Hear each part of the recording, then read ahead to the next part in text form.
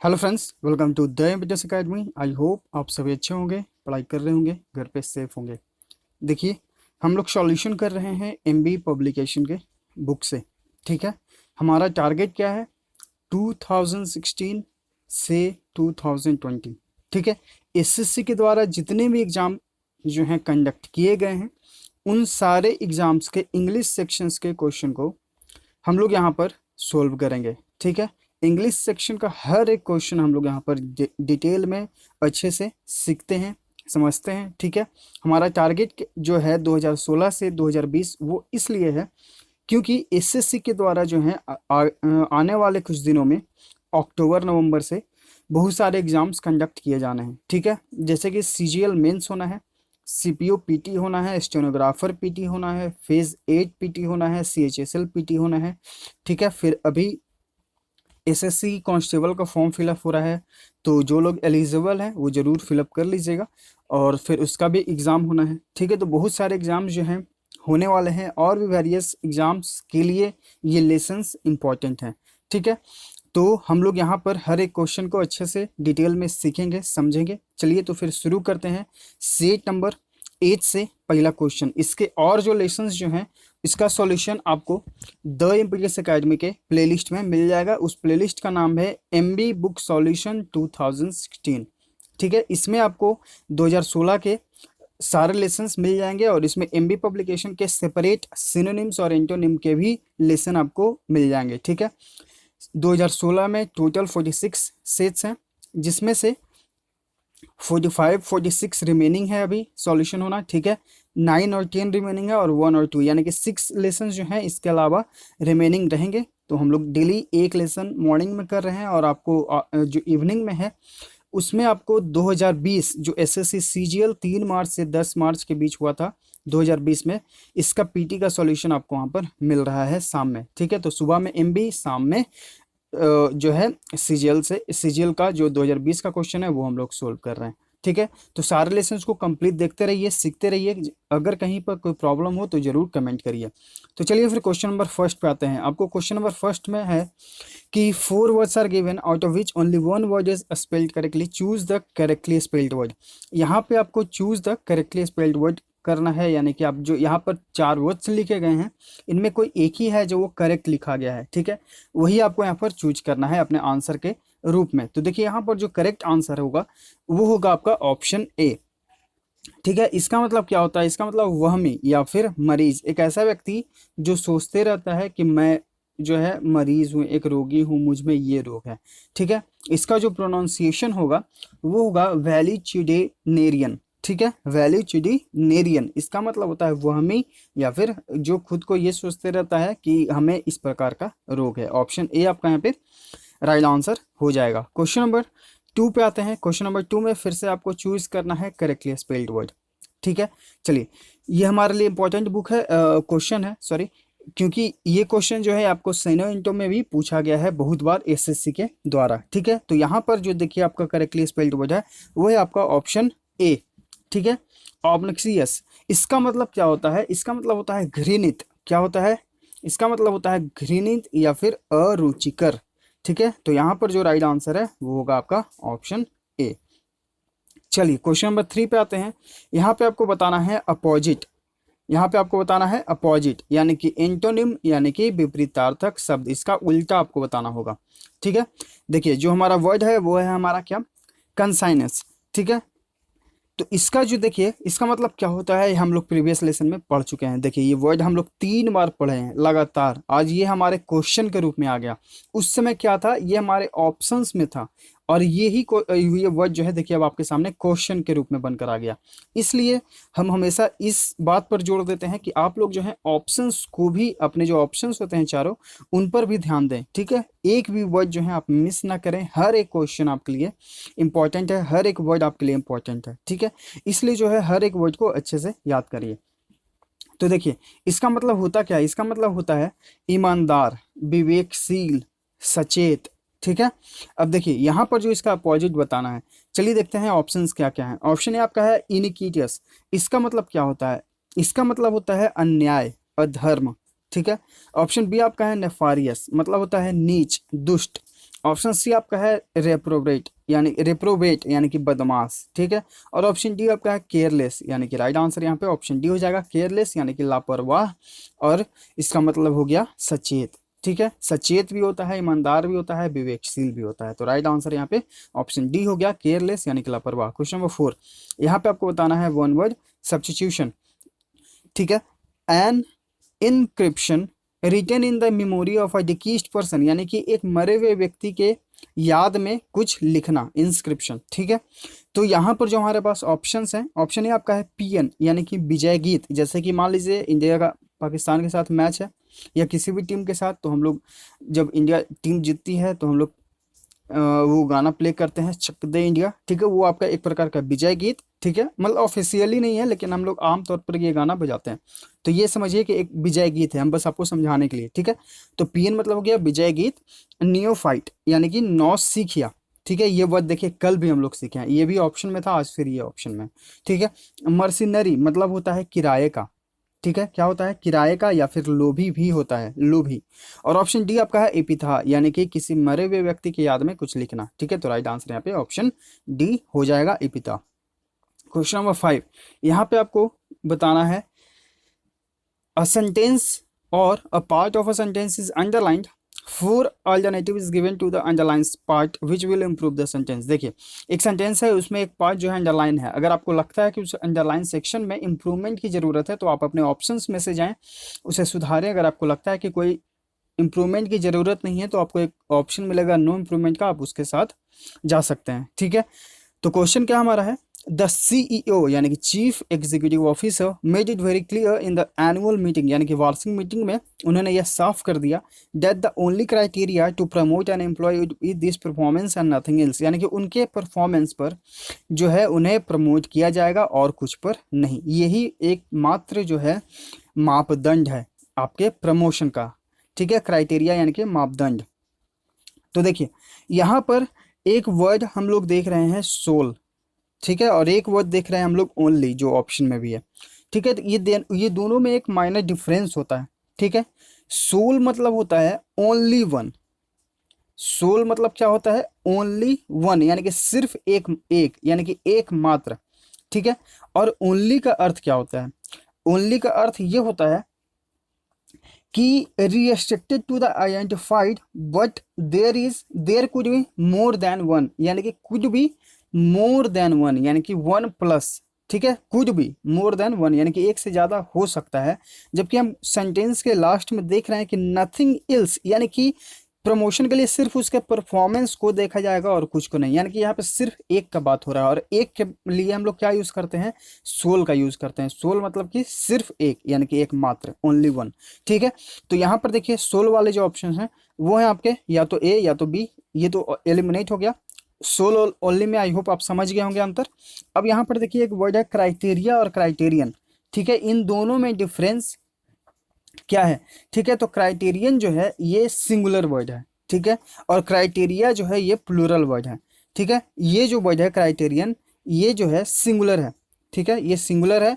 और ये जो क्राइटेरिया लिखा गया है ये प्लूरल है, ये आपको ध्यान रखना है, ठीक है। तो यहाँ पर देखिए एक मात्र यानी कि सिर्फ एक ही मापदंड होगा, इसलिए जो है हम क्राइटेरियन का यूज करेंगे, क्योंकि एक मात्र जो मापदंड है तो ये सिंगुलर, हमें इसे भी सिंगुलर ही रखना होगा। तो इसलिए हम जाएंगे ऑप्शन बी के साथ, ठीक है। आई होप आप समझे होंगे। अगर नहीं समझ में आया तो प्लीज तुरंत कमेंट करिए।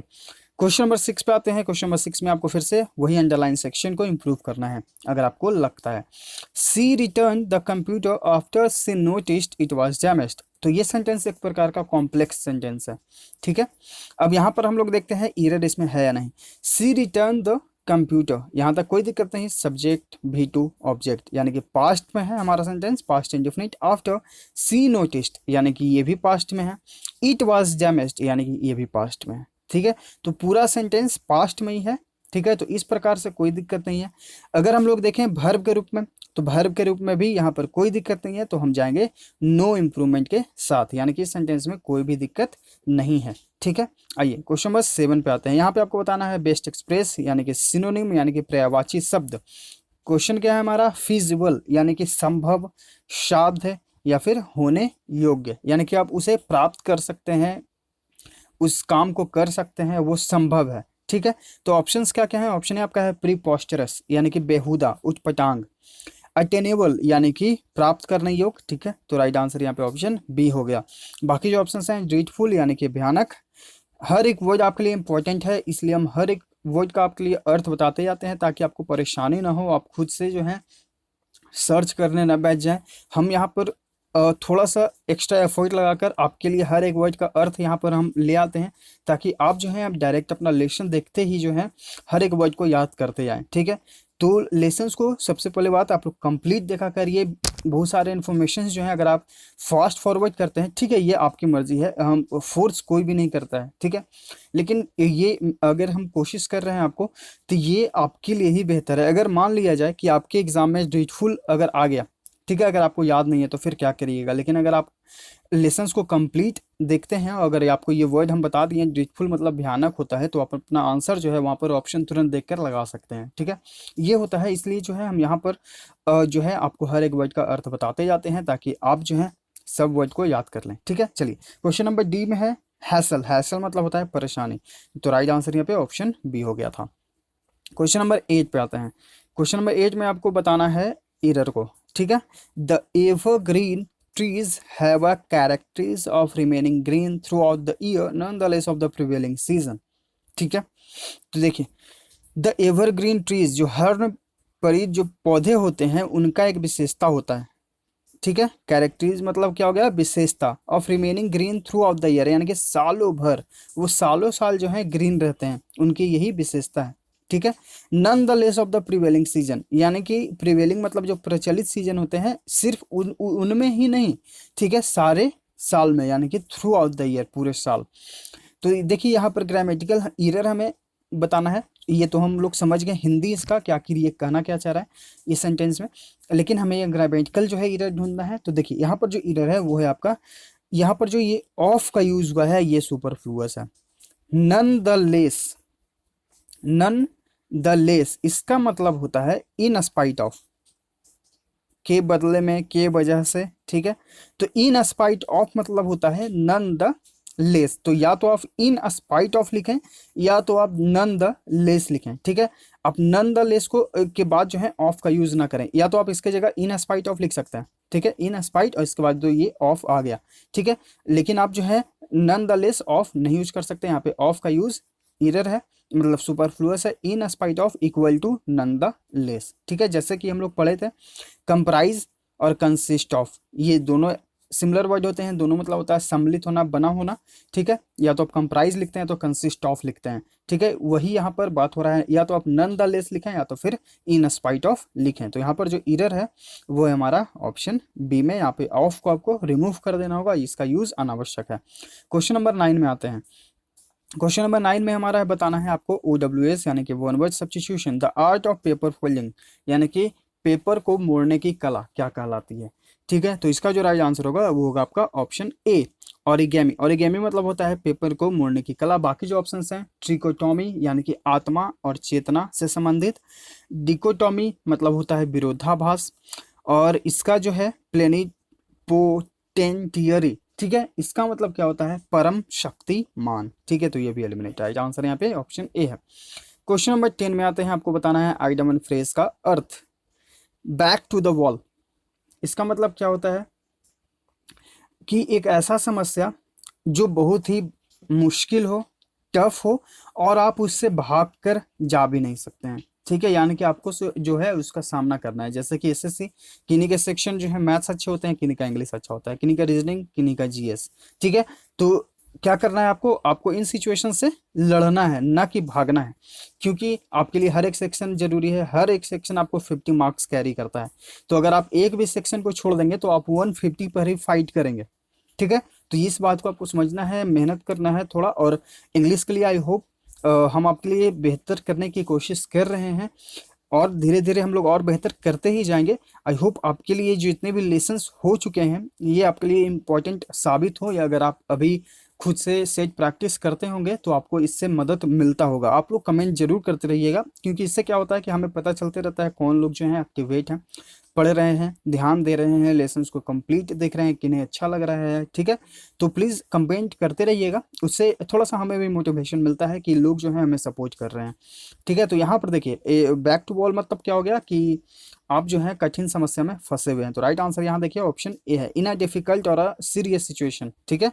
यानी कि एक कठिन समस्या में पड़े होने, और इसका अर्थ यही होता है कि एक ऐसे समस्या में, एक कठिन समस्या में पड़ जाना जिससे आप भाग भी नहीं सकते हैं, ठीक है। इसका पूरा अर्थ यह है जिससे आप भाग भी नहीं सकते हैं। तो राइट आंसर यहाँ पे ऑप्शन ए है। चलिए आगे फिर देखते हैं हम लोग क्वेश्चन नंबर 11। क्वेश्चन नंबर 11 में आपको फाइंड आउट करना है ईरर को। Through the political party won by majority, यानी कि उन्होंने जो है बहुत ही भारी संख्या में जीते प्रीसीडिंग इलेक्शंस को, यानी कि चुनाव को। It fail to form a successful government at the centre, ठीक है। बट ये जो पार्टी है सेंटर में एक सक्सेसफुल गवर्नमेंट फॉर्म करने से चूक गई, यानी कि उसमें विफल हो गई, फेल हो गई, ठीक है। तो इस सेंटेंस में कोई भी एरर नहीं है, हम लोग जाएंगे नो एरर के साथ, ठीक है।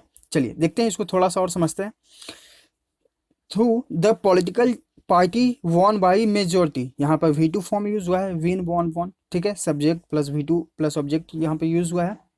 तो वॉन बाई मेजोरिटी, जब भी मेजोरिटी से कोई मतलब पॉलिटिकल पार्टी जीते या फिर जहाँ पे कंपटीशन हो वहाँ पे जीते कुछ भी, ठीक है। तो आप मेजोरिटी के पहले बाई का यूज़ करें, ठीक है। तो यहाँ पे कोई दिक्कत नहीं है। By majority in the proceeding elections, यानी कि जो इलेक्शंस हुए। इट फेल्ड, ठीक है। It failed to form a successful, fail के साथ जो है preposition to, form a successful government at the centre, यानी कि सेंटर में, ठीक है। तो इस सेंटेंस में कोई भी एरर नहीं है। क्वेश्चन नंबर 12 पे आते हैं। After bidding fill in the blank है, ठीक है। After bidding farewell to her old colleagues, यानी कि उसके जो सहकर्मी हैं, जो पुराने सहकर्मी हैं। सी लेफ्ट द प्लेस, उसने उस जगह को छोड़ा। Fill in the blank which baffled everyone. Baffle मतलब क्या होता है? बैफल मतलब होता है किसी को चकरा देना, मतलब कि एकदम आश्चर्यचकित में डाल देना कि आखिर इसने ये किया क्यों, ठीक है। असमंजस में डाल देना। तो यहाँ पर देखिए, यहाँ पर जो ऑप्शंस हैं, हास्टली यानी कि जल्दी में, ईजिली यानी कि आसानी से, इवेंचुअली यानी कि अंततः, अंत में, ओबीडियंटली यानी कि आज्ञाकारी। राइट आंसर यहाँ पे ऑप्शन ए है। After bidding farewell to her old cliques, यानी कि अपने पुराने क्लिक्स को फेयरवेल देने के बाद, सी लेफ्ट द प्लेस, यानी कि उसने जो है उस जगह को छोड़ा बहुत ही जल्दी में, विच बैफल्ड एवरीवन, जो सभी को आश्चर्यचकित में डाल दिया, असमंजस में डाल दिया, ठीक है। तो ऑप्शन ए यहाँ पे राइट आंसर है। क्वेश्चन नंबर 13 में आते हैं, फिल इन द ब्लैंक फिर से। Carmen must be a quite a woman to inspire such, fill in the blank from Katie. देखिए Carmen must be a quite, quite मतलब पूर्णतः, एक ऐसी वुमेन है जो इंस्पायर करती हैं, मतलब कि प्रेरित करती हैं। सच एडमायरेशन फ्रॉम कैटी, यानी कि वो जो है एडमायरेशन यानी कि आदर पूर्णीय जो है कैटी से कैरेक्टर है, ठीक है। तो यहाँ पर जो राइट आंसर है वो होगा आपका ऑप्शन बी, एडमायरेशन यानी कि आदरणीय या फिर प्रशंसा करना भी होता है। बाकी जो ऑप्शन है, ऑप्शन आपका है मोटिव यानी कि मूल भाव होता है, ठीक है, या फिर विशेष लक्षण, नॉलेज ज्ञान, परज्यूरी यानी कि झूठी कसम खाना, ठीक है। तो राइट आंसर यहाँ पे ऑप्शन बी हो जाएगा। क्वेश्चन नंबर 14 पे आते हैं। यहाँ पे फिर से आपको फिल इन दी ब्लैंक है। His colleague suggested him to discuss all his fill in the blank with the human resource development यानी कि HRD, whether on a personal or a professional front। देखिए हिज कुलीग यानी कि उसके जो सहकर्मी हैं, जो ऑफिस में काम करते हैं, जो कुलीग हैं, उन्होंने उन्हें यह सुझाव दिया कि आप जो है डिस्कस करें all his fill in the blank with the human, यानी कि HRD डिपार्टमेंट से, वेदर ऑन अ पर्सनल और अ प्रोफेशनल फ्रंट। पर्सनल यानी कि निजी, या फिर अब प्रोफेशनल मतलब क्या हो गया? प्रोफेशनल मतलब हो गया कि आप जो हैं मतलब पेशेवर तरीके से आप बात करें, या तो आप निजी तौर पे बात करें या फिर पेशेवर तरीके से। तो यहाँ पर जो देखिए ऑप्शंस का क्या है, ऑप्शन है आपका है इनजस्टिस यानी कि अन्याय, प्रो प्रोटेस्टेशन यानी कि विरोध, टायरनिटीज यानी कि अत्याचार, क्रूरता, और ग्रीवेंस यानी कि शिकायतें। तो अगर आप कोई भी डिपार्टमेंट में जाएंगे तो आप अपने शिकायतों को ही लेकर जाएंगे। तो ग्रीवेंस मतलब होता है शिकायत। तो राइट आंसर यहाँ पे ऑप्शन डी हो गया, ठीक है।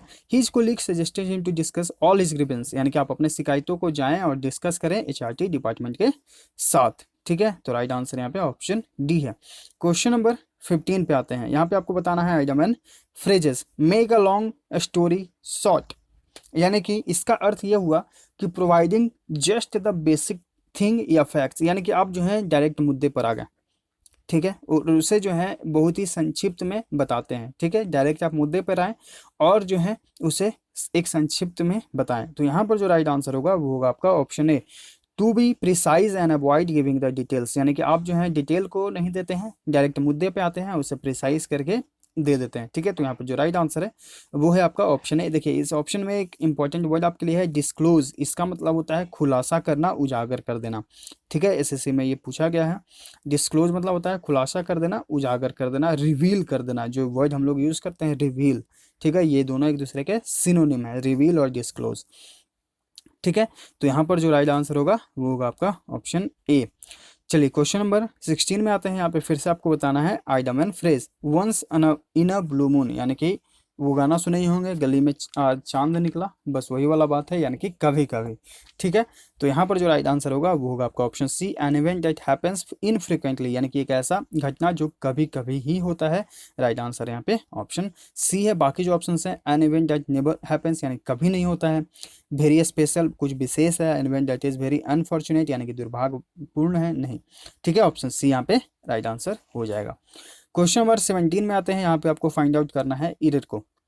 ठीक है, an effective secondary research requires, an effective secondary research, हमारा subject singular, verb V5 form है, यानी कि ये भी सिंगुलर। ठीक है, यहाँ तक कोई दिक्कत नहीं है।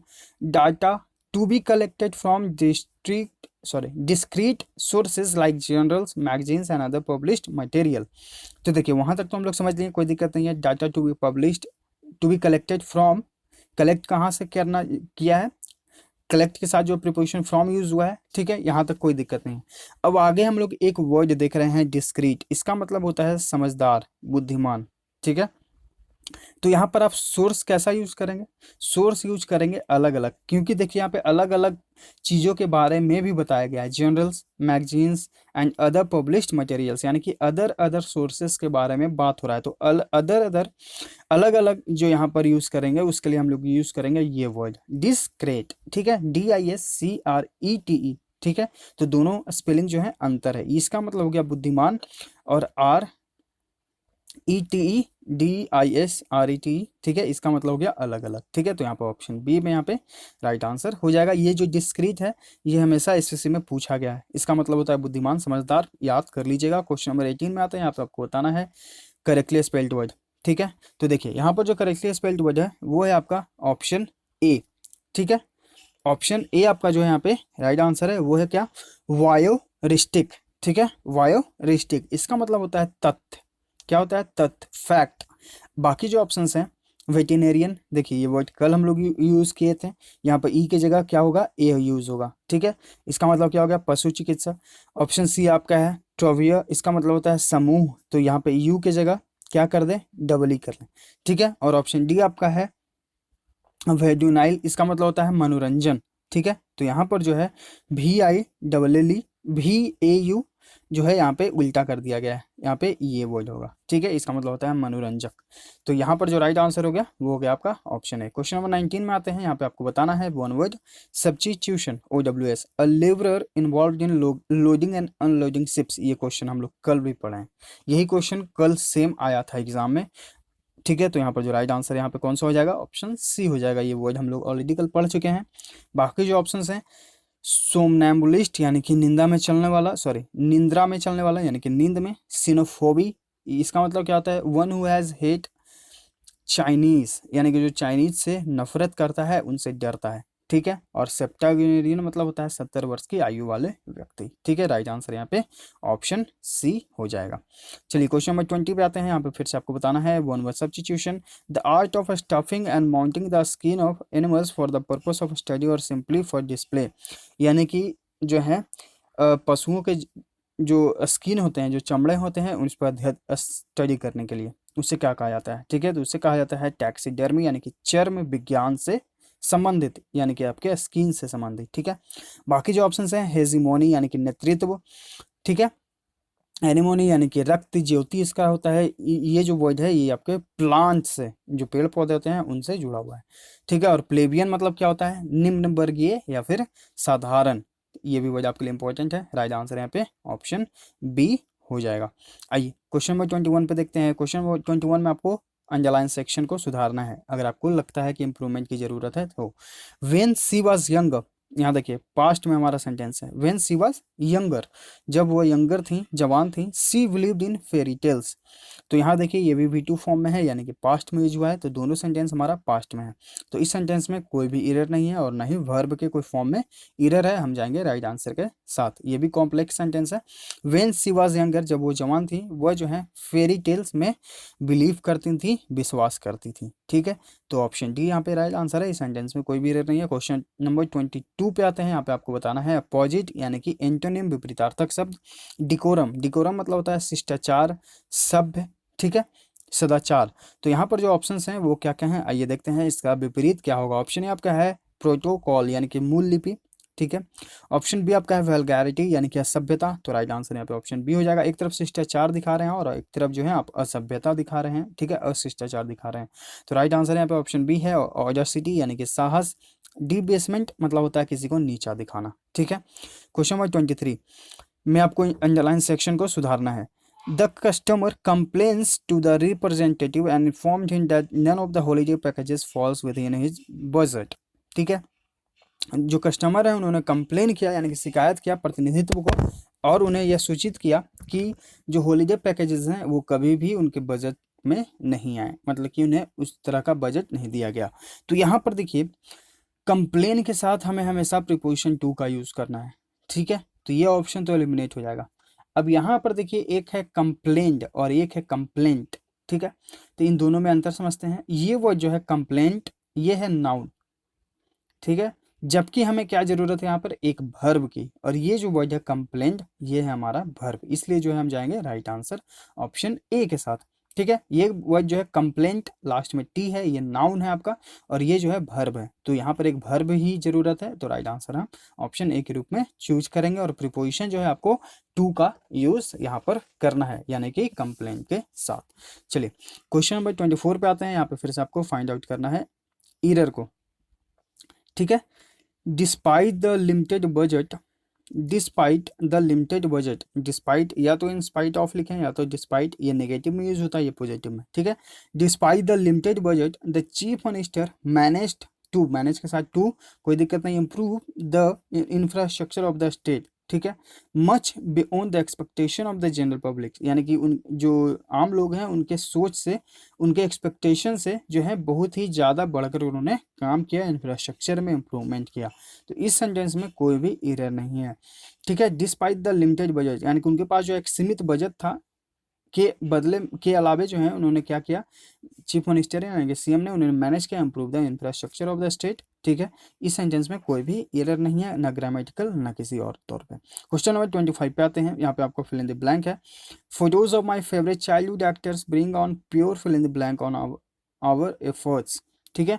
Photos of my favourite childhood actors यानी कि जो मेरे बचपन के जो पसंदीदा कलाकार थे उनके photo, bring on, pure, bring on यानी कि यादें आना, pure fill in the blank of our efforts. तो जब भी पुरानी चीज़ों के बारे में बात हो, यहाँ पर देखिए चाइल्डहुड यानी कि अब आप बड़े हो गए, आप जो बात कर रहे हैं वो पुरानी चीज़ों के बारे में, तो वहाँ पे हम हमेशा नॉस्टैल्जिया के वर्ड को यूज़ करते हैं। नॉस्टैल्जिया मतलब होता है भूतकाल में जो बातें होती हैं, खास तौर पे अच्छी बातें, ठीक है, उन्हें आप याद करते हैं, ठीक है। तो राइट आंसर यहाँ पे ऑप्शन बी है। बाकी जो ऑप्शन है एक्यूरेसी, शुद्धता, रियलिटी, वास्तविकता, फ्यूचरिस्टिक यानी भविष्यवादी। देखिए ये वर्ड कितना बार आ गया है, हम लोग जब से 2016 का कंप्लीट करने वाले हैं, और ये वर्ड लगभग 6 से 7 बार। रियलिटी तो कॉमन वर्ड है, फिर भी बहुत बार आ गया।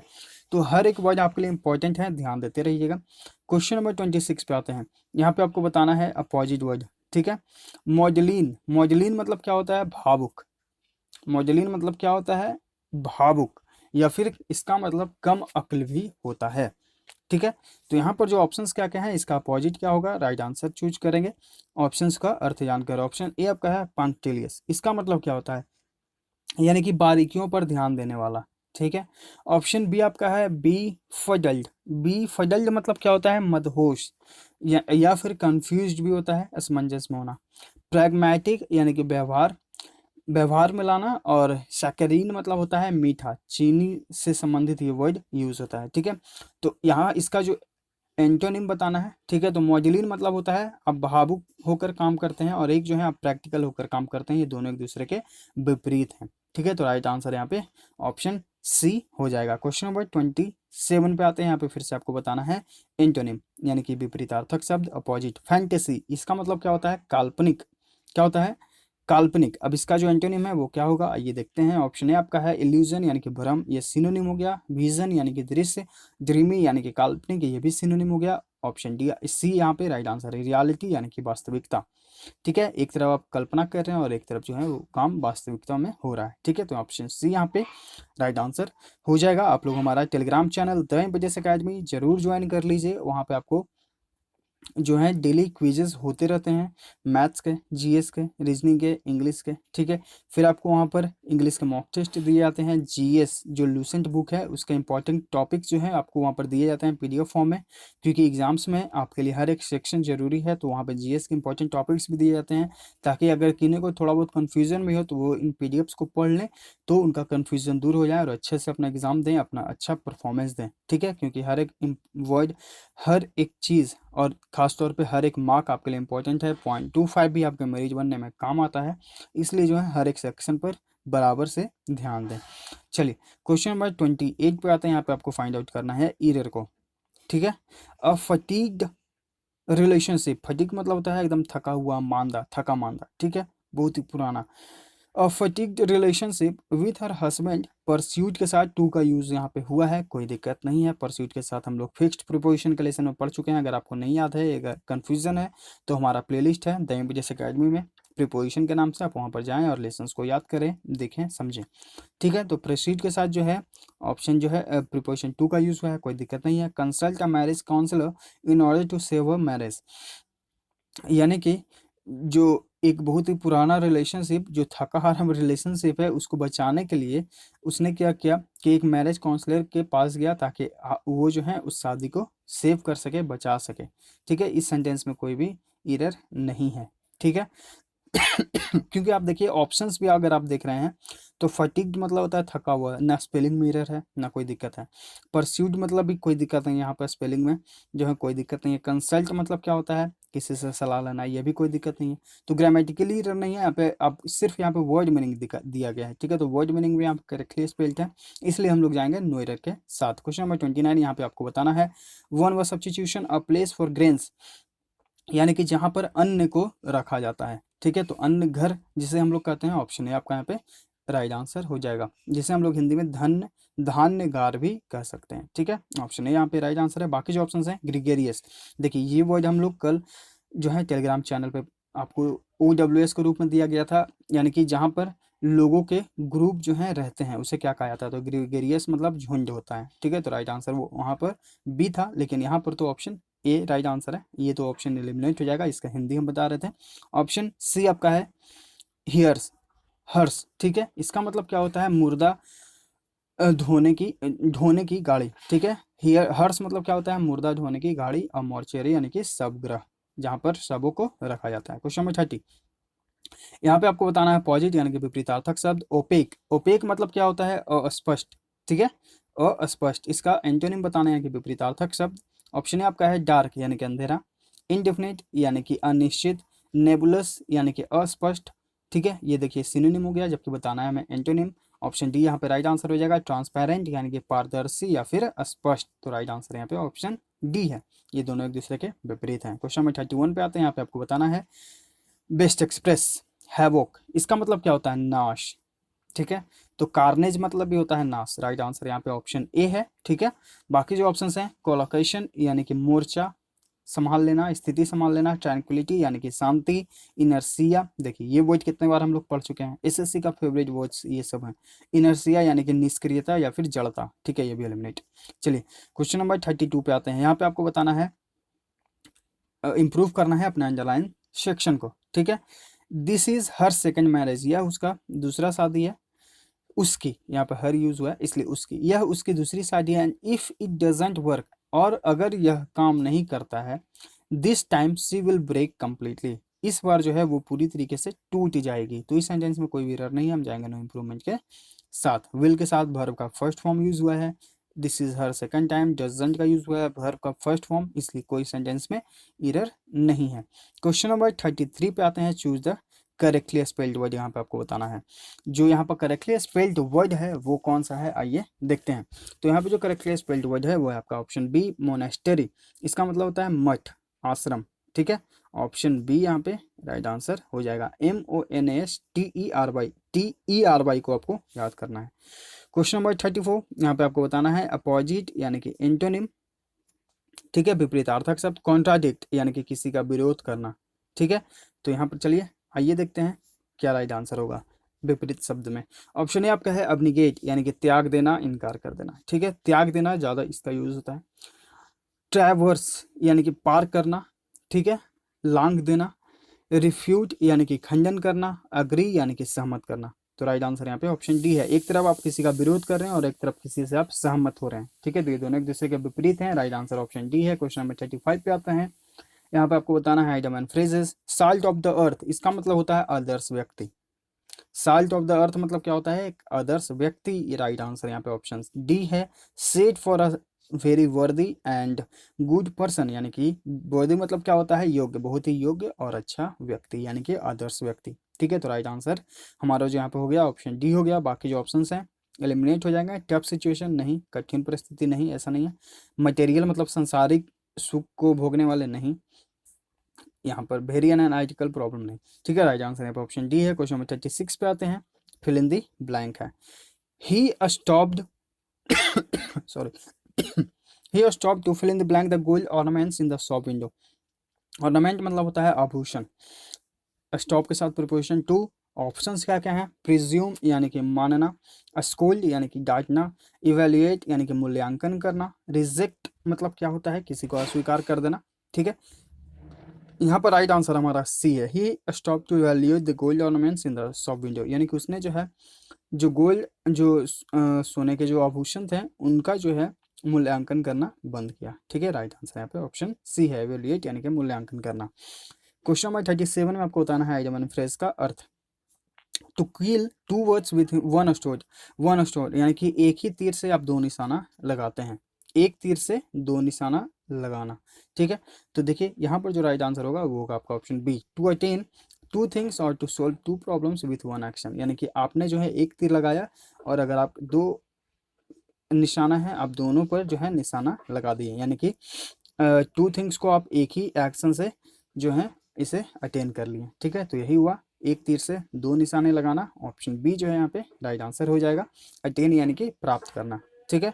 चलिए देखते हैं क्वेश्चन नंबर 38। यहाँ पे आपको बताना है choose the correctly spelled word, यानी कि करेक्टली स्पेल्ड वर्ड आपको चूज करना है। यहाँ पर जो करेक्टली स्पेल्ड वर्ड है वो आपका ऑप्शन है पैनिकल। इसका मतलब होता है शिखर, क्या होता है, शिखर। जो हम लोग पढ़ते हैं इसका सिनोनिम जेनिथ याद कर सकते हैं, ठीक है, ZENITH, जेनिथ यानी कि शिखर होता है और पाइनेकल मतलब भी शिखर होता है। ऑप्शन ए आपका यहाँ पे राइट आंसर हो जाएगा। क्वेश्चन नंबर 39 में आपको बताना है बेस्ट एक्सप्रेस यानी कि सिनोनिम। जो वर्ड हमारा है वो है ब्रोविट। ब्रोविट मतलब क्या होता है, किसी को धमकाना, धौंस दिखाना, ठीक है।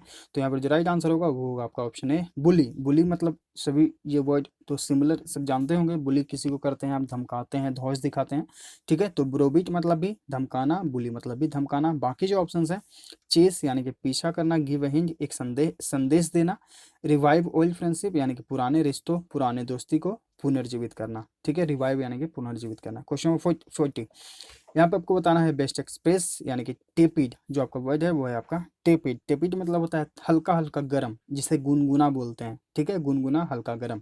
ऑप्शंस क्या क्या हैं, रिवर्सिबल यानी कि अपरिवर्तनीय, जिसे रिवर्स ना किया जा सके, परिवर्तन ना किया जा सके। कॉजिंग फटीग यानी कि फटीग मतलब होता है थकान, थकान का एक कारण। ये याद करिएगा, फटीग एसएससी में पूछा गया है और आगे भी पूछा जा सकता है, बहुत बार पूछा गया है। फास्ट मूविंग यानी कि बहुत ही तेज चलना, घूमना। ल्यूक बार में यानी कि गुनगुना हल्का गर्म। तो राइट आंसर यहाँ पे ऑप्शन डी हो जाएगा सिनोनिम के रूप में। चलिए अब हम लोग देखेंगे क्वेश्चन नंबर 41 टू 45। इसके लिए सबसे पहले हमें क्या करना है, फिल इन द ब्लैंक को फिल करना है पैसेज को पढ़ के। We have dreams practically every night, हमें हर रात को एक सपना आता है, सपने आते हैं कुछ, ठीक है, सभी को आते होंगे। अब इन सपनों को पूरा करने के लिए आपको पढ़ाना पड़ेगा। जैसे किन्हीं को सपना होता है इनकम टैक्स इंस्पेक्टर, किन्हीं को एक्साइज इंस्पेक्टर, किन्हीं को मिनिस्ट्री ऑफ एक्सटर्नल अफेयर्स, किन्हीं को सीबीआई, किन्हीं को विजिलेंस ऑफिसर बनना होता है, ठीक है। और भी बहुत सारे जो हैं, किन्हीं को जाना होता है कैग में, ठीक है। तो जिनका जो फेवरेट जो पोस्ट मिनिस्ट्री डिपार्टमेंट वो अपना प्रेफरेंस देते हैं। तो ये ड्रीम्स जो हैं आप दिन भर सोचते रहिए, इसके लिए मेहनत करते रहिए, ठीक है। चलिए, तो यहाँ पर देखिए, we have dreams practically every night, मतलब हमें हर रात को सपने आते रहते हैं। Some of these dreams are remembered, उनमें से कुछ सपने जो हैं याद रहते हैं, ठीक है। यहाँ पर जो हम आंसर को बनाते जाएंगे, ऑप्शन सी जो है यहाँ पर राइट आंसर है। Some of these dreams are remembered vividly, ठीक है। इसका मतलब क्या होता है, ताज़ा, यानी कि कुछ जो सपने होते हैं वो ताज़ा रहते हैं। Other dreams however are forgotten, कुछ सपने भुला दिए जाते हैं, मतलब हम लोग भूल जाते हैं। As soon as we wake up, जैसे ही हम लोग उठते हैं सपने कुछ जो हैं भूल जाते हैं, ठीक है। Contrary to some, contrary to fill in the blank, आगे फिर है contrary to what some people believe, इसके विरुद्ध, मतलब कि इसके विपरीत, कॉन्ट्ररी मतलब होता है विपरीत, इसके विरोध, ठीक है। इसके विपरीत जो है व्हाट सम पीपल बिलीव, यानी कि कुछ लोग ये विश्वास करते हैं, our dreams are not, our dreams are not, क्या है आगे फिर, मैसेजेस फ्रॉम बियॉन्ड, हमारे जो सपने हैं वो इससे ऊपर नहीं है, परे नहीं है, ठीक है। Neither do they tell us anything about our future, न ही वो हमारे सपनों के, सॉरी, हमारे भविष्य के बारे में कुछ बताते हैं, ठीक है। Instead what you dream of a night is a probably related to your experience during the day, ये जो सपने आते हैं वो आप दिन भर के जो आपके काम होते हैं, जिस तरह से आप काम करते हैं, जिस प्रकार का हम काम करते हैं, उस प्रकार के ही आपको जो है सपने आते हैं, बेसिकली ये कहने का यही सेंस है, ठीक है। तो ये रियलिटी भी अगर आप प्रिपरेशन कर रहे हैं, आपके दिमाग में चल रहा है कि हमें यही पोस्ट लेना है, तो आप उसके बारे में ही रात को सपने सोचेंगे, ठीक है। जैसे कि अगर आप सोचते हैं कि हम इतना कट ऑफ पार कर लेंगे, 600 प्लस मार्क्स लाएंगे, हम इनकम टैक्स इंस्पेक्टर प्रेफरेंस देंगे, आप सपना में वही सोचिएगा, आप as a income tax inspector office में काम कर रहे हैं, ठीक है। या फिर आप आईएएस बन रहे हैं, आप यहाँ पे काम कर रहे हैं, आप अपने होम स्टेट में काम कर रहे हैं, इस तरह से जो है आप सपने सोचते हैं। तो ये कब सोचते हैं, जो आपका दिन भर का क्रियाकलाप होता है उसी के बेस्ड पर जो है आपको रात में सपने आते हैं, ठीक है। यहाँ पर जो बाकी ऑप्शंस हैं, वैगली मतलब होता है थोड़ा, ठीक है, या फिर अस्पष्ट, ऑब्वियस यानी कि जाहिर, या फिर स्पष्ट होता है, इसका अस्पष्ट हो गया, ये स्पष्ट हो गया। इनडिस्टिंक्टली इसका मतलब होता है अस्पष्ट, ठीक है। विविडली यानी कि ताज़ा। बाकी जो ऑप्शंस हैं यहाँ पर देखिए, कॉन्ट्रास्ट यानी कि विरोध, कंपेयर्ड तुलना, कॉन्ट्ररी विरोध, ठीक है। फिर यहाँ पर जो ऑप्शंस हैं, इंटरवाइंड, ये आपके लिए ज़्यादा इंपॉर्टेंट है। इंटरवाइंड मतलब होता है लपेटना, ठीक है, ये जो लपेटना है। और यहाँ पर एक वर्ड यूज है सेल्डम, सेल्डम मतलब होता है कभी कभी, ठीक है। तो यहाँ पर आप अच्छे से देख लीजिएगा, और ऑप्शंस तो हम यहाँ पर राइट आंसर आपको बताते ही गए हैं, तो आप फिर से आप खुद से ट्राई करिएगा बनाने का इसे। चलिए, अब हम लोग देखते हैं क्वेश्चन 46 to 50, पैसेज को पढ़ना होगा और उसके बेस्ड पर हम लोग 46 to 50 क्वेश्चंस को बनाएंगे। We shall go on the end, we shall go on to the end, हम लोग जाएंगे अंत तक। We shall fight in France, हम लोग फ्रांस में लड़ेंगे। We shall fight on the seas and oceans, हम लोग जो है समुद्र में, सागर में लड़ेंगे। We shall fight with growing confidence, हम लोग आगे बढ़कर लड़ेंगे। Strength in the air, we shall defend our island, हम लोग जो हैं अपने आइसलैंड की रक्षा करेंगे। व्हाट एवर द कॉस्ट में भी, इसके बदले हमें जो भी कीमत चुकाना पड़े। We shall fight on the beaches, हम लोग बीच पर लड़ेंगे। We shall fight on the landing grounds, हम लोग ग्राउंड पर लड़ेंगे। We shall fight in the fields and in the streets, हम लोग फील्ड में लड़ेंगे, गली में लड़ेंगे। We shall fight in the hills, हम लोग हिल्स यानी कि पहाड़ों पर लड़ेंगे, ठीक है। वी शैल नेवर सरेंडर, हम लोग कभी भी आत्मसमर्पण नहीं करेंगे। एंड इवन सरेंडर यानी कि आत्मसमर्पण करना। एंड इवन दिस आइसलैंड और a large part of it were subjugated and starving, अगर इसका एक बड़ा हिस्सा जो है सब्जुगेट भी कर लिया जाता है, यानी कि अधीन कर लिया जाता है, ठीक है, स्टार्विंग, और अगर वहाँ पर लोग जो हैं भूखे मरने भी लगते हैं, then our empire beyond the seas would carry on the struggle, तो हमारा जो एम्पायर है वो स्ट्रगल करेगा until the new world steps forward to the rescue and the liberation of the old, जब तक कि जो नई दुनिया है वो हमें सुरक्षित ना करे, बचाए ना, रेस्क्यू यानी कि बचाना, और जो है पुराने दुनिया को लेबर करे, यानी कि इसकी उदारता में काम करें। ठीक है, तो ये है इस पूरा पैसेज का। चलिए अब इसके बेस पे हम लोग क्वेश्चंस को सॉल्व करते हैं। Question number 46, on the basis of the passage which of the following statements may be said to be correct, यानी कि इनमें से जो सबसे उपयुक्त स्टेटमेंट कौन सा है। तो यहाँ पर देखिए ऑप्शन ए आपका है the speaker is encouraging him man for the conquest of the France. नहीं, कन्क्वेस्ट मतलब होता है जीतना, नहीं, उनका क्या है कि वो लड़ेंगे। The speaker is aggressive, speaker क्या है, अग्रेसिव आक्रामक है, नहीं। The speaker is not satisfied, संतुष्ट नहीं है। The speaker is a patriot are urging the defence of his motherland, यहाँ पर राइट आंसर यहाँ पे ऑप्शन डी है। देखिए जैसा कि उन्होंने कहा था कि हम लोग अब अपने मदरलैंड को सरेंडर नहीं करेंगे, हम लोग लड़ते रहेंगे, डिफेंड करेंगे। ठीक है, तो यहाँ पर जो वही है कि पैट्रियट यानी कि देशभक्त, राइट आंसर यहाँ पे ऑप्शन डी हो जाएगा। Question 47, the speaker in the passage wants to be go on the fighting because, जो ऑथर हैं वो लड़ना क्यों चाहते हैं। तो क्योंकि उनको जो है एक्सपेक्टेशन है कि दूसरे छोर से कुछ लोग आएंगे और उनकी मदद करेंगे। तो राइट आंसर यहाँ पे ऑप्शन सी है। ठीक है, ऑप्शंस बाकी देख लेते हैं। रेविंग ल्यूनेटिक यानी कि बहुत ही सनकी पागल व्यक्ति, नहीं। He is in state of utter despair यानी कि बहुत ही निराशा में है, नहीं। वो हमेशा पॉजिटिव बात कर रहे हैं कि हम लड़ेंगे, सरेंडर नहीं करेंगे, जीतेंगे। ठीक है, लड़ेंगे। तो यहाँ पर हो गया राइट आंसर सी। चलिए देखते हैं question number 48, which of the following pairs of the phrase helps best to the bring out the intention of the speaker. तो ब्रिंग आउट मतलब होता है प्रकाश में लाना, यानी कि स्पीकर का सबसे जो बेस्ट यहाँ पर क्या कहना चाह रहे हैं। ठीक है, तो वो उनका कहना है कि go on to the end, हम लोग अंत तक लड़ेंगे। सेल नेवर सरेंडर, हम लोग कभी भी आत्मसमर्पण नहीं करेंगे, अंत तक लड़ेंगे, समर्पण नहीं करेंगे। बाकी जो ऑप्शंस हैं, growing confidence, subjugated and starving, नहीं। देखिए यहाँ पर अगर नॉट लगा हुआ रहता तब ये जो है आंसर हो सकता था। ठीक है, इसलिए जो है यहाँ पर राइट आंसर ऑप्शन ए है। Question number 49, the passage consist of repetitive patterns in the syntax and the vocabulary, the effect of the style is that. Consist of या फिर कंप्राइज, हम लोग अभी पढ़े थे कुछ देर पहले ही। देखिए तो इसका अर्थ क्या है कि रिपीटेटिव पैटर्न में क्या कहना चाह रहा है। तो ये कहना चाह रहा है कि रीइंफोर्सेस द स्पीकर्स बेसिक इंटेंशन, यानी कि जो स्पीकर का जो बेसिक इंटेंशन है यानी कि इरादा है, उसे क्या करना, सुदृढ़ करना। क्योंकि वो देखिए हमेशा कर रहे हैं कि हम लड़ेंगे लड़ेंगे लड़ेंगे, पीछे नहीं हटेंगे, सरेंडर नहीं करेंगे, यानी कि उनकी जो यह सुदृढ़ता यहाँ पर दिखाई जा रही है। ठीक है, तो ऑप्शन डी यहाँ पे राइट आंसर हो जाएगा। Question number 50, what does the speaker ultimately wish. अंत में जो है अल्टीमेटली जो है उनका विश क्या है, उनका चाह क्या है। तो उनका चाह ये है कि that a new order save and rescue the old order, जैसा कि हम लोग इस पैसेज के लास्ट में पढ़े थे कि नई दुनिया आए और पुरानी दुनिया को सेव करे, रेस्क्यू करे। ठीक है, तो ऑप्शन सी यहाँ पे राइट आंसर है, that a new order saves and rescues the older one, older. ठीक है, तो यहाँ पर जो राइट आंसर है ऑप्शन सी हो जाएगा, यानी कि कोई नई दुनिया जो आए वो जो है पुरानी दुनिया को मदद करे, सेव करे, रेस्क्यू करे। ऑप्शन सी यहाँ पे राइट आंसर है। तो ये हुआ 2016 के सेट नंबर 8 का डिटेल में सॉल्यूशन। ठीक है, आई होप आपको हर एक वर्ड अच्छे से समझ में आ गया होगा। तो बताने का तरीका अच्छा लगा, अगर आपको लगता है कि ये हेल्पफुल है तो प्लीज़ वीडियो को लाइक करें। अगर आप नए हैं तो चैनल को सब्सक्राइब करें ताकि आपके पास नोटिफिकेशन जाते रहे, आप अपडेट होते रहें। और लेसन्स को ज़्यादा से ज़्यादा अपने स्टडी ग्रुप्स में शेयर करें ताकि और भी जो लोग हैं इसका फ़ायदा उठा सकें, इस कुछ सीखें। ठीक है, और हमारे साथ जुड़ें। मिलते हैं आगे के लेसन्स में। Thank you.